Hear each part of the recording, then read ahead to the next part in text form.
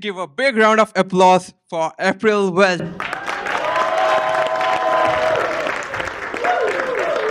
line with our theme tonight, I'm going to talk to you about a story that most people don't really know and most people don't really tell. And it starts all the way back in 1874. So that's a long time ago, yes? Our world was very different then, but what was the same is your mindset. So I want to tell you the story of Philip D. Armour. He is the person who founded our university. His vision still flows through the work that we do today at our university. So I am thrilled to be here and let you know that in 1874, there were people who supported African Americans, women, and immigrants, and people of different nations and creeds, and gave them an opportunity for a higher education in technology, capitalizing in the opportunities at the turn of the century that meant technology is the forefront, just like it is today. This is going to be an amazing talk. And my goal for this talk is my students were in mind. I see them in the front. I'm so grateful. They came from all different walks of life. And I want you to know that your mindset is everything. That there are people here cheering for you that you don't even know. There are people who wake up happy every day to figure out some way to make your life a little better, to give you a little bit more opportunity, and to find a way to make your day amazing so that you can bring the changes that we need in this world. With that, I want to tell you what you're looking at. So you're looking at the Armour mission. This is started in 1874 by a woman named Julia Beveridge. And she had a beautiful vision. She came alone to Chicago. Like me and many others, Julia Beveridge dedicated her life to the students and to their growth and to opportunities and to securing resources for their growth so that you guys can change the world and you guys can bring the innovations that are needed to make this planet a better place. So let me tell you about Philip D. Armour. So Philip D. Armour, often his story starts as an industrialist, as a tycoon.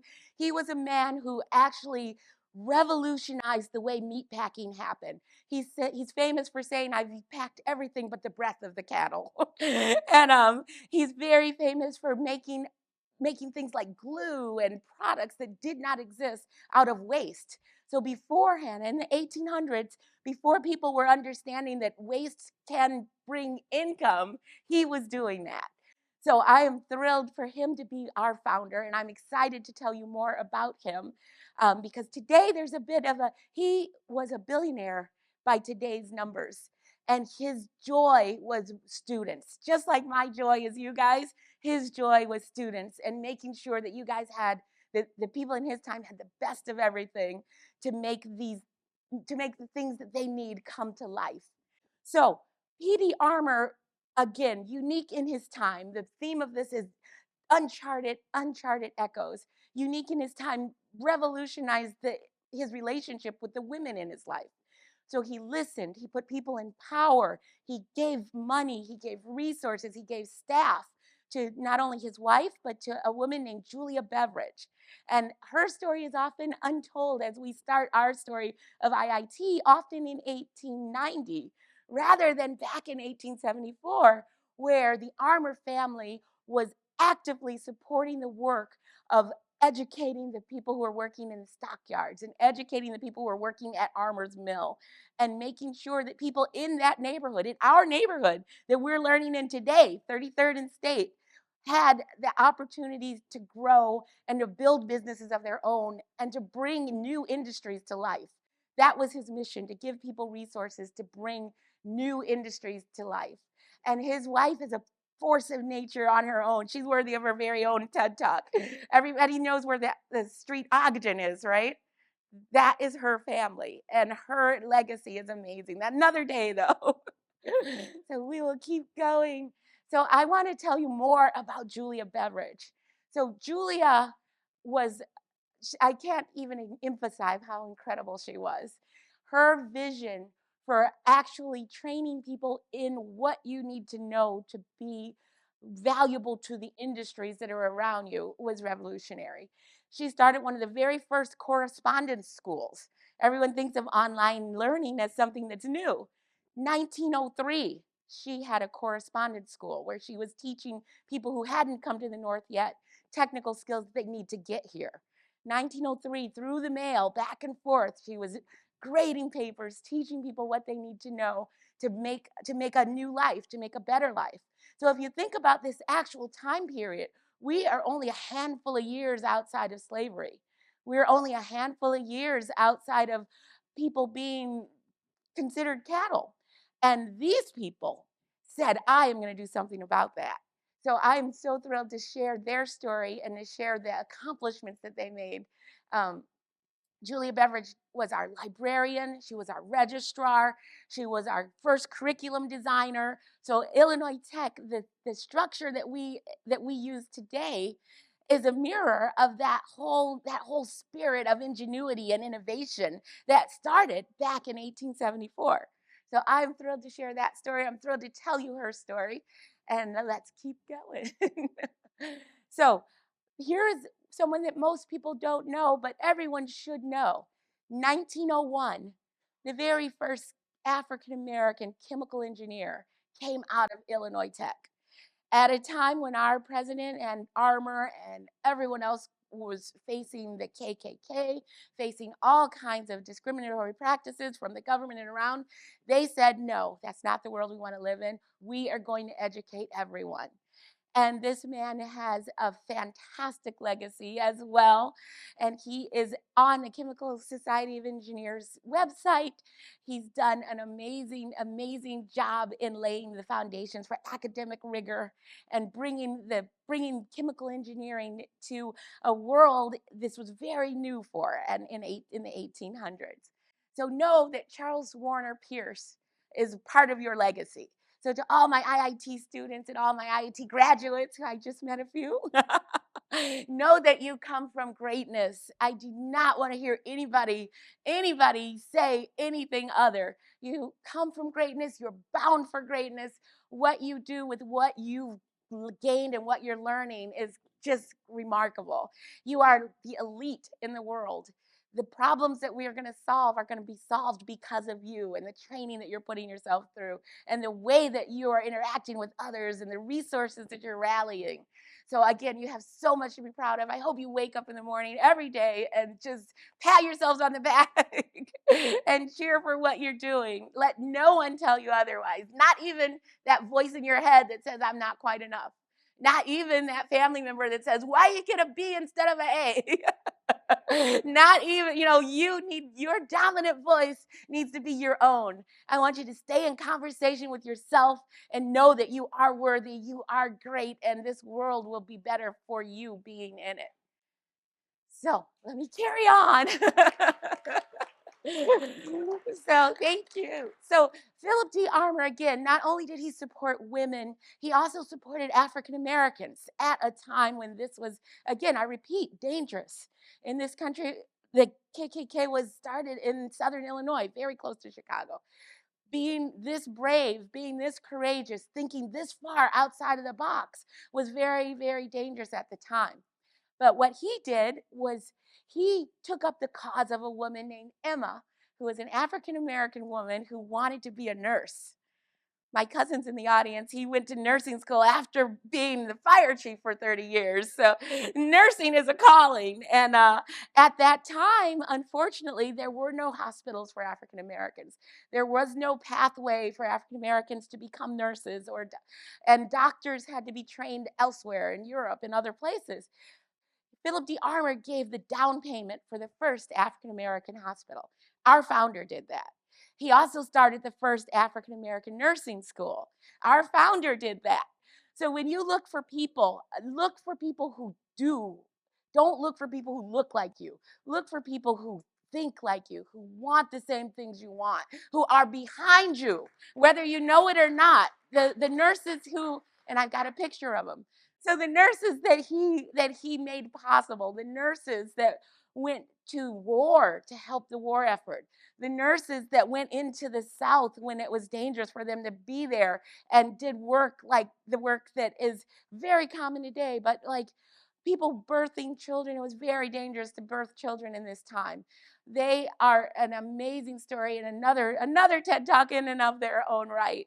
And then the doctor right next to the nurses, he also was the first African American to do the first person to do an open heart surgery. He had a person come into his hospital who had been in a brawl and his chest was bleeding. And instead of just letting it go, he opted to dive in and stitch that heart up. And this is known as the very first successful open heart surgery. Would not have happened without PD Armour and happened by a Black surgeon.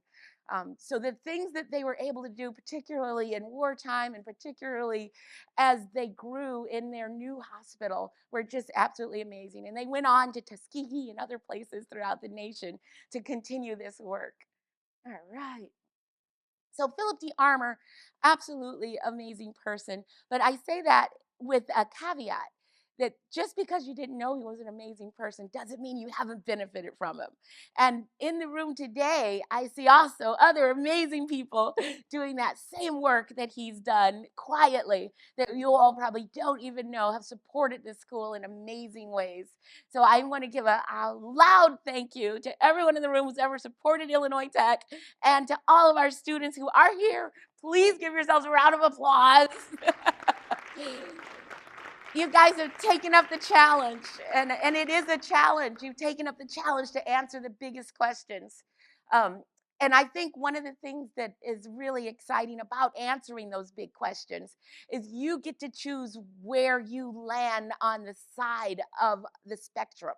So, do you choose abundance or do you choose lack? Do you choose joy or do you choose pain? You get to choose.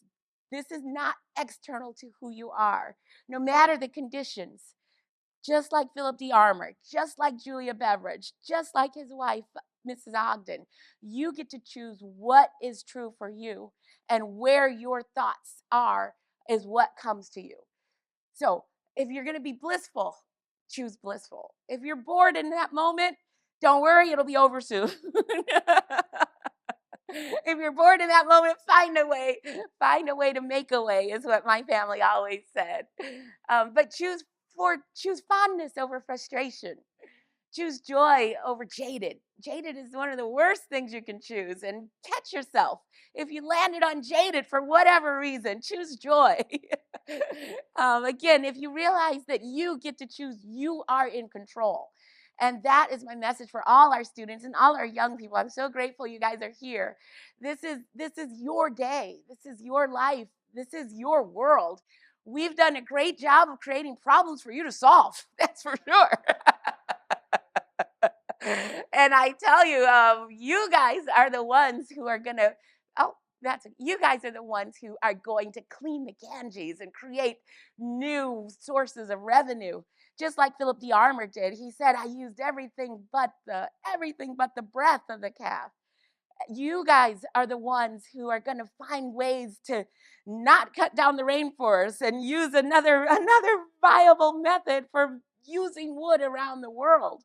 You guys are the ones that are going to figure out, when quantum computing hits the world in a big way, how do we defend, and I see Mo Dawson over there, how do we defend ourselves against quantum computers that can crack encryption? That's you guys who are going to figure all of that out. You guys are going to figure out general intelligence for artificial intelligence. The world is yours, and I'm so excited to be part of an institute that our mission is to plan and do and find resources and experiences that help you identify what you care about and what you want to do and how you want to do it and who you want to do it with primarily. That was Armour's biggest message, was choose who you are with and stay only with those who are doing the things that make sense to you. Again, it's all about what you choose.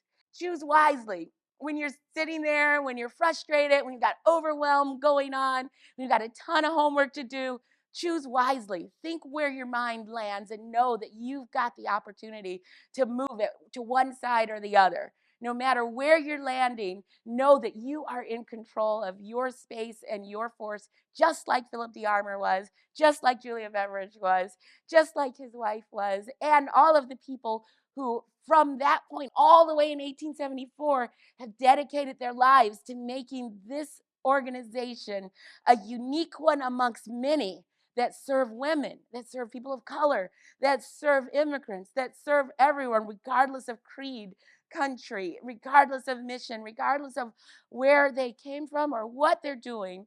We have always been the school that serves with dignity, that serves with respect, and that honors folks and imparts the mission of building character.